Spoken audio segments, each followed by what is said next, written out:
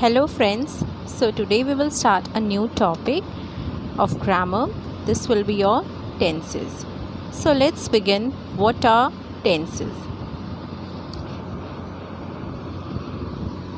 Tenses, the definition you can see here, the form of verb that indicate time and manner of action is known as tenses. It is a form of verb which tell us about the time, spatially, and the manner also of any action which has been done in your sentence. It specify the time and the manner how it has been done. This is all your tenses. So now the tenses are further divided into, you can see here the kinds of tenses. Present tense referring to the present time, past tense which refers to the past time, and future tense which refers to the future time, it means the coming time. So on the division of time, we have divided our tenses: present tense, past tense and future tense. Now one by one we will understand them.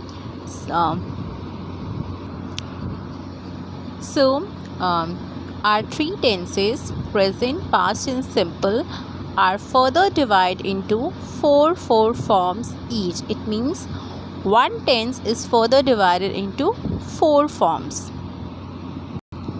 So basically we can say that we are having 3 4s are 12. It means 12 kind of tenses.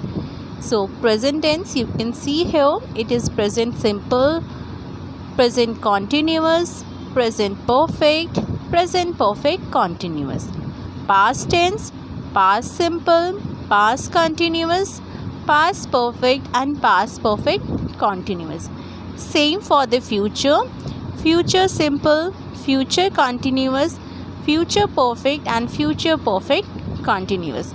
So the three tenses are further divided into these four forms, as you can see here.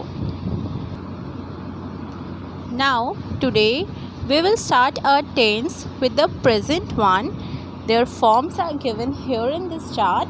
We will do one by one each.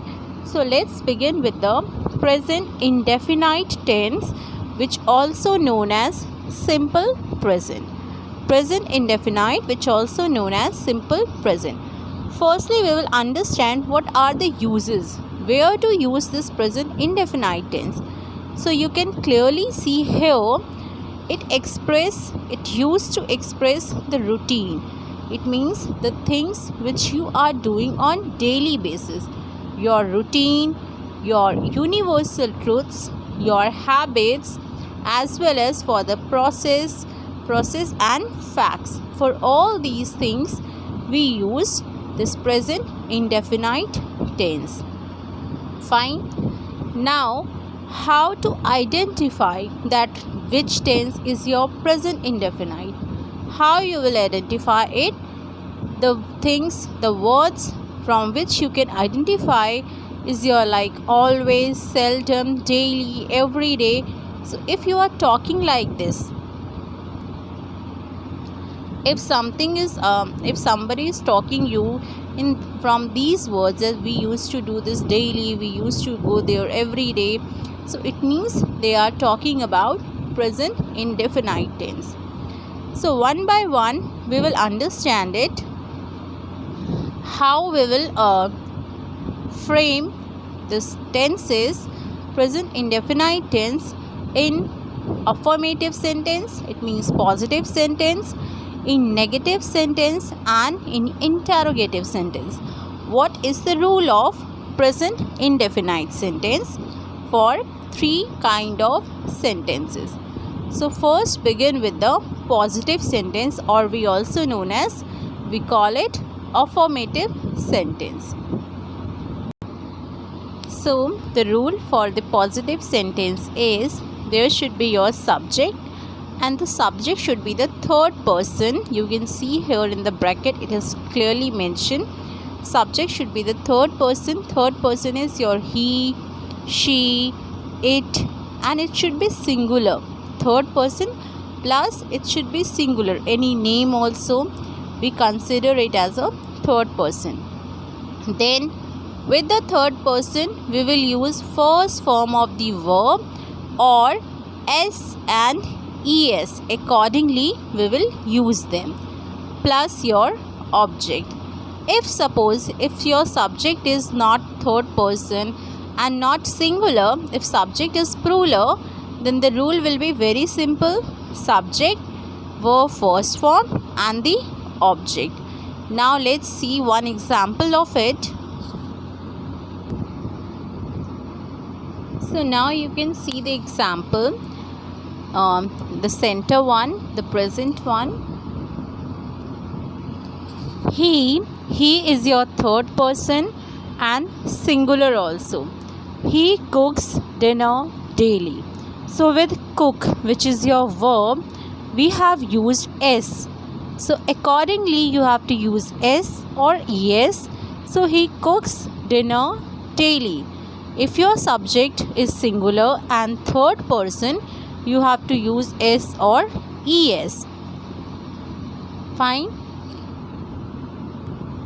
There are few more examples I am showing you here, like I always. With I you will not use s or es. We will not consider them as a singular. So I walk. You, if you are writing, you is your not a third person, it is your second person. So with you also you will simply write walk. But he, if you are writing he is your third person as well as singular. So you will write here he walks, she walks, it walks. Again we, if come here, we is your first person and plural.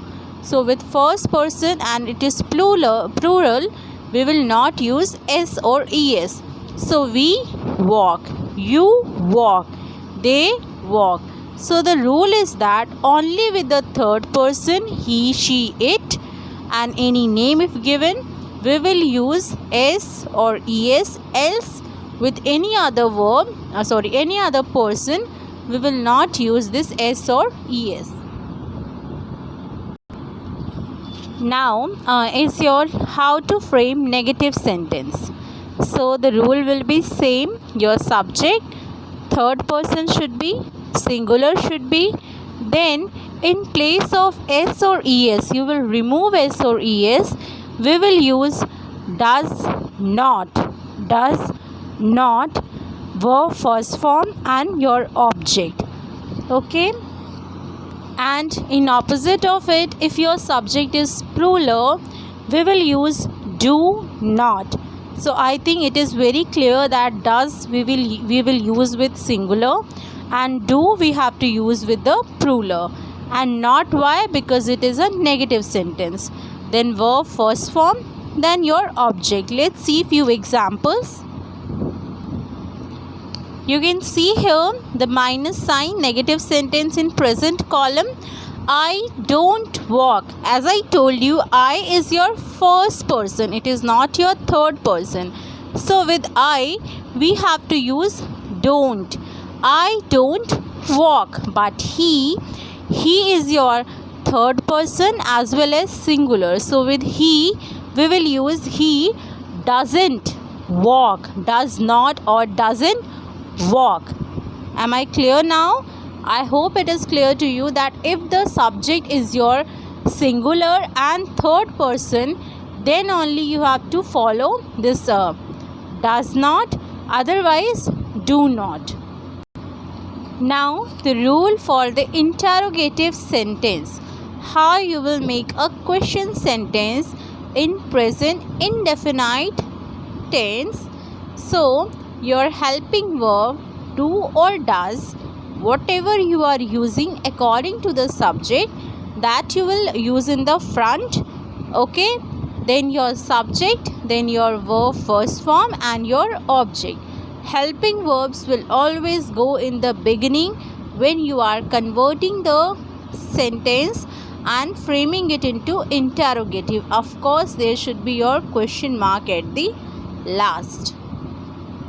And one more thing, I want to add on here that only in the affirmative sentence the rule of S or ES should be there, else anywhere you don't have to put does and do is only enough. You don't have to put like he does not goes. No, he does not go. Not with the goes you will not write, you will simply write go. So if does or do you are writing, you are not supposed to add S or ES with the verb first form. Verb for first form will be simple. The base form you don't have to add S or ES. Whenever you are using does or do, simple thing, don't add S or ES with the verb first form. It only you have to add it on the affirmative sentence. You can clearly see in the picture also that only with the affirmative sentence verb first form S or ES you have to use, otherwise neither in the negative sentence nor in your interrogative sentence. Only you have to use does or do, not S or ES here. So let's see one example of interrogative sentence. Next is your do you walk? So you is your plural, second person. So with you have to use do you walk. But he, does he walk? Question mark. It means he is your third person singular. So we are going to use here does. You can see behind them you are not writing he, does he walks. Only you have to simply write down walk. So S or ES you don't have to use if you are using do or does. I hope the present indefinite is clear. Now the next form of your present is your present continuous tense, which also known as present progressive. Fine. Present continuous tense. Why or where to use it? What is the usage? To express the continuity of action is present. In present it means the action which is still going on, like still I am speaking, still you are listening. The action which is still going on, to express that situation we will use present continuous. So how to identify them? Now still it is going, now it is going. At this time if you are speaking anything, then it means you are using the present continuous tense of now still situation. So let's see the rules one by one in different your sentences. Let's begin with this affirmative first. So for the positive sentence, what is the rule in present continuous tense? There should be your subject plus is, am or are. Is, am or are. Is you will use with the singular, am you will use with I, and are you will use with the plurals. Verb first form plus ing plus object. It is very simple. You all can see here the plus sign, the second column. I, you have to use I am. I am walking. Walk plus ing, walking. You will use plurals with are. You are walking. Verb first form plus ing. He is walking. She is walking, and so on. Now with the negative sentence, how you will use it? Subject is, am, are. Again accordingly the subject is your. Then not will come first. Please note it down. Not will come first. Then the first form of the verb plus ing plus object. It means after the helping verb you have to add not over there. Like you can see, I, the helping verb, am not walking. You are, which is the helping verb, not walking. He isn't. Isn't it means is not walking. So not you have to use just after the helping verbs. And then the interrogative, as I told you in the earlier form also, that whenever you are converting it into interrogative sentence, your helping verbs of the following tense. Here the helping verbs are is, am, are. In the previous tense the helping verbs were do or does. That will come in the beginning. So is, am, are plus subject plus verb first form plus ing because it is continuous tense, then object and your question mark. So helping verbs according to the tense whatever you are using, that will come in the beginning. Now let's see few examples. You can see here like are you walking? So are is a helping verb. Are you walking? Question mark. Is he walking? Question mark. Helping verb. Accordingly you have used are with you and is with he. Now the third form we will start. This one is your present perfect tense. Perfect tense. Now where to use present perfect tense? To express completion of an action in a present or recent past. It means like yet or right now only you have finished something, you have to express something like this, then you will use present perfect tense. Any of your action which finished right now in the present, then you are explaining it with the present perfect. It is like yet or so far. How to identify? Yet you have finished or so far still or there is left to finish. So what is the rule here in the three kind of sentences? First let's see with the affirmative sentence. What is the rule here in the present perfect? There should be your subject has or have. Here the rule will be has or have plus verb third form plus object. It means subject should be there. Has will go with the singular. Has will go with the singular and have will go with the plural. Plus third form of the verb plus object. Let's see one example. So this third column present perfect, like I have walked. Walked again is the third form of the walk. You have walked.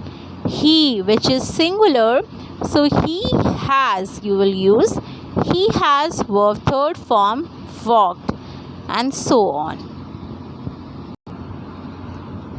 Now with the negative sentence, there should be subject has or have as per your subject plus same rule. Just after the helping verb there will be not, verb third form and your object. Your example like you have is your helping verb. Haven't, it means have not walked. He hasn't, has not, helping verb and then not walked. And the last will be your interrogative sentence. So here is for the same rule of interrogative. The helping verbs which we are using in the perfect tense is your has or have. So has or have will come in the beginning, then subject, then verb third form, then object and the question mark. So let's see few examples. Like have you walked? You is plural, so helping verb you have to use here have. Have you walked? Question mark. Has he walked? Question mark. And the last tense of the present, the last form of the present tense is present perfect continuous tense. Present perfect continuous. So it combined of two tenses. How and what are the uses? How or where you have to use it? To express the completion and continuity of an action. The action which is still going on, which completed, just about to finish, you will explain with this. Now, what are the words from which you have to identify? It is your since or for. Since or for, from them, if somebody is using, then it means they are using here the present perfect continuous tense. So let's see one by one the kinds of sentences and their rules. So dear, as you know that this tense is combined of present perfect also, so has, have will also come here, and the continuous is also coming in it. So we have to use the verb first form plus ing, because continuous we always use ing. So it is very much simple. So for the positive sentence, subject has, have plus been you have to use, whatsoever it is, just add been, verb first form ing, object then since or for as per your time. You can see here the example. He has, because he is singular, so you have chosen has. Been plus you have to add been. Cooking, verb first form cooking, then ing you have added. Since morning. So if the time is not given, it means it is not told properly, only they have told you the duration like 2 hours, 3 hours or 2 years, 3 years, but they are not showing you the appropriate 2 hours or appropriate 3 years, then you will use for. But if the time has been told properly, since 9 a.m., since morning, since last night, since today, if it is given properly, then you have to use since over there. So he has been cooking, it is given that from morning he is cooking, so since morning. But if the duration is given like for 2 hours, for 3 hours, for 3 years, it is not given which 3 years, which 3 hours, then we will use for over there.